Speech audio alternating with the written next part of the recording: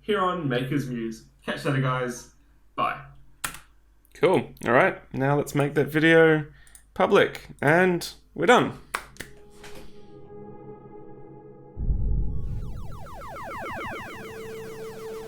Thank you for your recent upload to youtube.com. We will now assess your video's suitability for advertisers on our prestigious platform. Yeah, that's fine. I'm a mostly family-friendly channel. Your content has been determined as not suitable for all advertisers. What do you mean demonetized? I didn't swear, I didn't talk about shocking Your content content. is not suitable for all advertisers due to annoying voice. Well, yes, but it seems you're just making them up at this point. I mean, what's next? Robot combat is animal cruelty? I Your mean, video will now be no, hold on, wait, just... demonetized.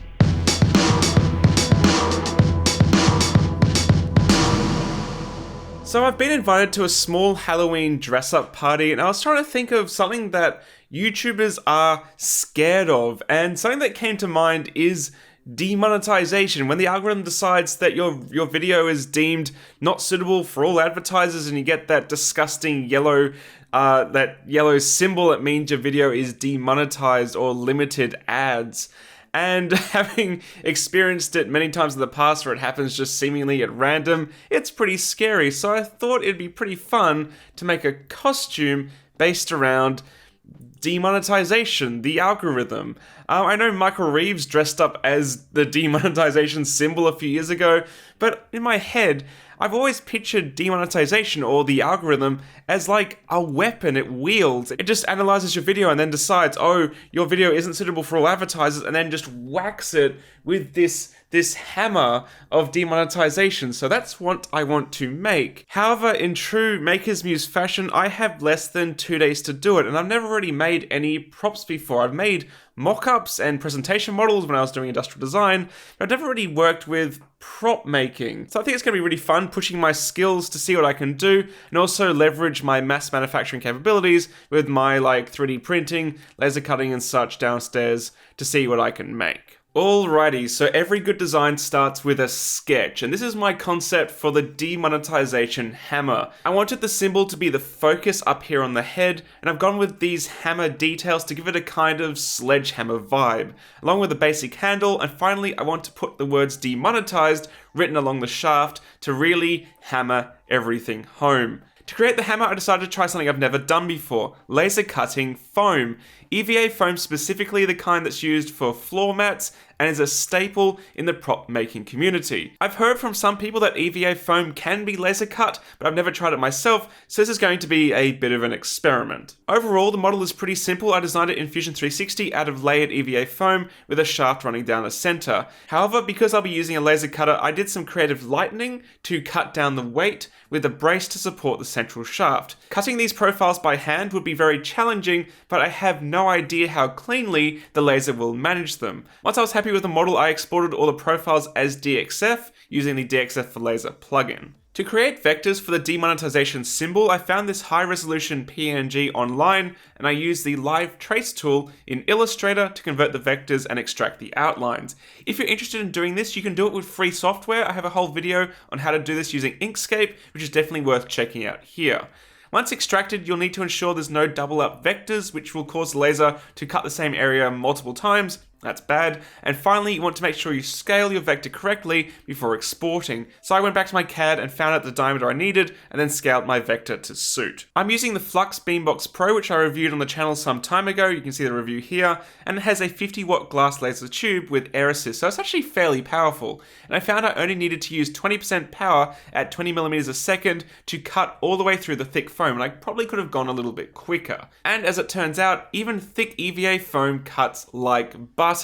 I don't know, I haven't tried this before. It's absolutely incredible how clean the cut is, and there's only very minimal kerf, which is pretty amazing. I have a pretty powerful extraction system, but even the smell wasn't as bad as I expected. I find laser cutting acrylic to be much more unpleasant. However, having said that, laser cut EVA at your own risk. I'm not responsible if anything happens because I don't actually know about how safe it is, and again, I have a powerful extraction system on the laser cutter. For the shaft of the prop, it was easiest to just buy a crappy Halloween prop and steal its plastic pole. It's made like absolute crap. The whole thing was only $3, which is ridiculous, but it is nice and light with a little bit of flex to it, so it's going to be perfect for a prop hammer. Using the laser cutter, I had all the main parts cut out in no time at all, and it was time to assemble them. And this is where I realized I had possibly made a bit of a mistake being so overeager with my lightening.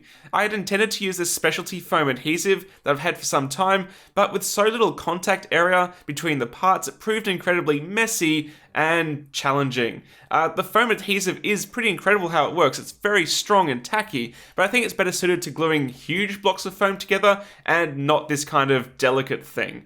Looking back on it, I should have just used hot glue, and that would have been a lot cleaner and easier and probably just as strong. So yeah, in future, probably use hot glue. In an attempt to clean the surface up, I then took some coarse sandpaper to the parts, and well, it kind of worked, but again, I definitely need to read up on a better method, as it tended to melt and pile the material into a really rough surface, and the foam adhesive just stayed tacky, like, forever. But that's okay, because something I've learnt when working with EVA is to seal it before painting. And now I've read that Plasti Dip is actually the best thing to use for this, but it's surprisingly hard to find in Australia, and it's also like $35 a can, so no thanks, I'm not spending that sort of money on a silly prop. The second best thing to use though is PVA glue, of which I have lots. So I slathered all the foam parts in a super thick coat of PVA and left it to dry overnight. In the morning, I was really happy to find that the PVA had set into a nice hard but somewhat flexible skin, so I could start work on finishing. I chose some really cheap acrylic paint and went with a thick black coat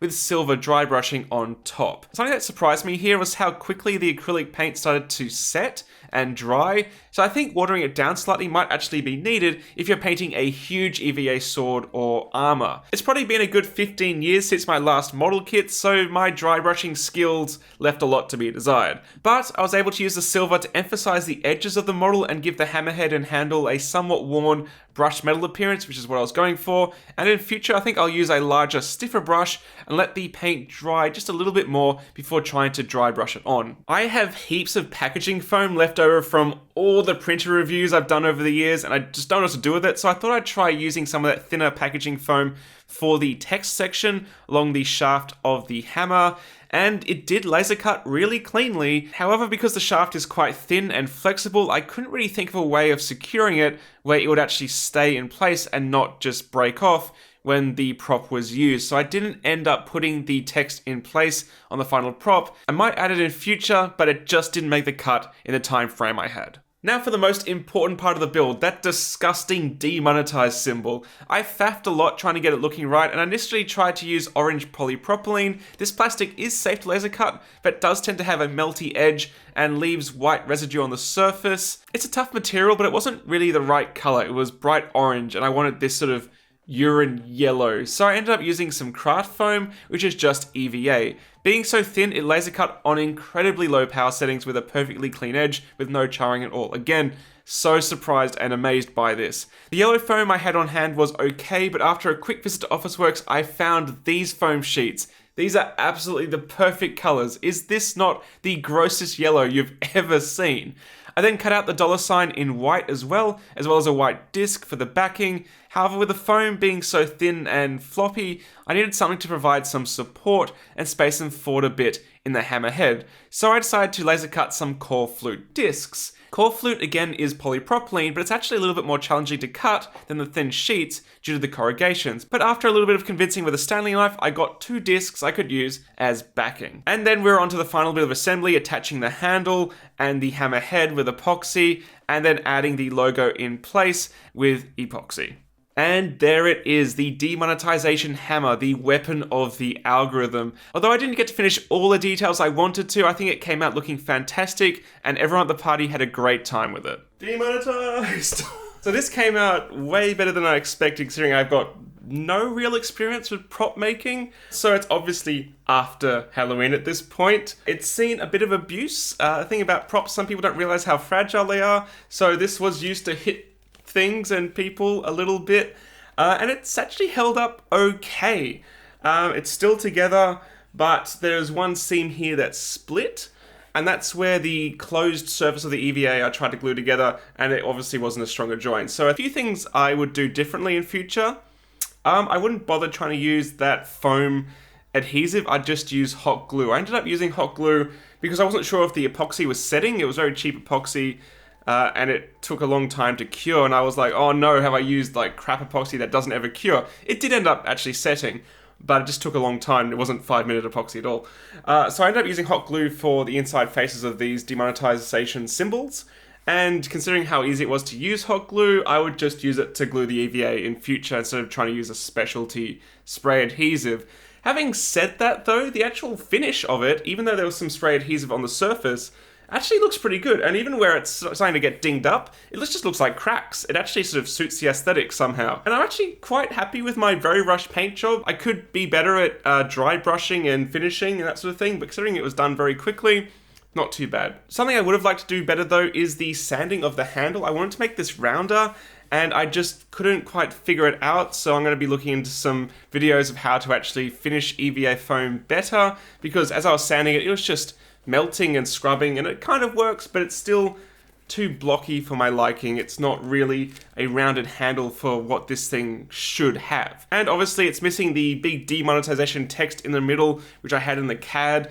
I just couldn't get that done in time. The foam was just a bit too weak, so although I was excited I could laser cut packaging foam for actual prop use, I think that would just be too fragile and have to use EVA, and I just couldn't get it done in time. And I just think trying to glue to this very, very sort of smooth plastic shaft, it would have just broken off as it flexes like that. But considering I had less than 2 days to do it, I am very happy with this hammer. So, thank you so much for watching. Hope you enjoyed this video and my sort of experience in prop making, but obviously not a pro, so go check out Punish Props, who is like my go-to reference for making props, and I've learn't heaps from them, and that's why I could actually do something first go at all. So go check out Punish Props if you're interested in making props, and if you enjoyed this video and make us muse, maybe consider subscribing so you don't miss any future content, because I will definitely be using the laser cutting of EVA foam for many different things in the future. I think might do a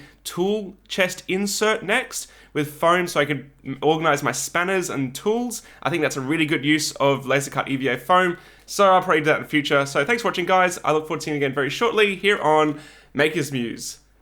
Hopefully not demonetized. Catch you later. Bye.